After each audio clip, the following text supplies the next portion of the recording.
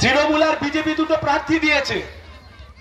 এদের সারা দিন কথা বললে মনে হচ্ছে এরা ভোটে দাঁড়িয়েছে নাকি চিড়িয়াখানার পোস্টে চাকরি করবার জন্য ভোটে দাঁড়িয়েছে বোঝা মুশকিল।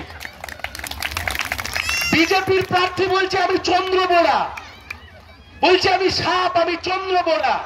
তৃণমূলের প্রার্থী বলছে আমি সাপুড়ে। এরা দিল্লিতে গিয়ে মানুষের কথা বলবে, এরা 100 দিনের কাজের কথা বলবে, এরা শ্রমিকের কথা বলবে, 100 দিনের কাজের কথা বলবে, 200 দিনের কাজের কথা বলবে, মহিলার অধিকারের জন্য কথা বলবে। কোন ভোটে লড়ছে এরা? এরা দিল্লিতে গিয়ে মানুষের জন্য আদৌ কথা বলতে চায়? তৃণমূল আর বিজেপির প্রার্থীর মুখের ভাষা শুনলে মনে হচ্ছে ভোজপুরি সিনেমার বি গ্রেড সিনেমার সিক্রেট ভিলেনরা রাস্তায় দাঁড়িয়ে দাঁড়িয়ে দুটো ফকড়েবাজি করছে। লজ্জা লাগে না এদের? মুখ খুললে একজন নিজেকে সাপ বলছে, আরেকজন নিজেকে সাপুড়ে বলছে। তাই জন্য আমরা বলছি ফুলবাবুরা চিড়িয়াখানাতেই থাক, সিপিআইএম এবার দিল্লি যায়। ও ফুলবাবুরা চিড়িয়াখানাতেই থাকতে চায়। একজন বলছে সাপ আর সাপুড়ে। লজ্জা থাকা দরকার এদের। গোটা রাজ্যটা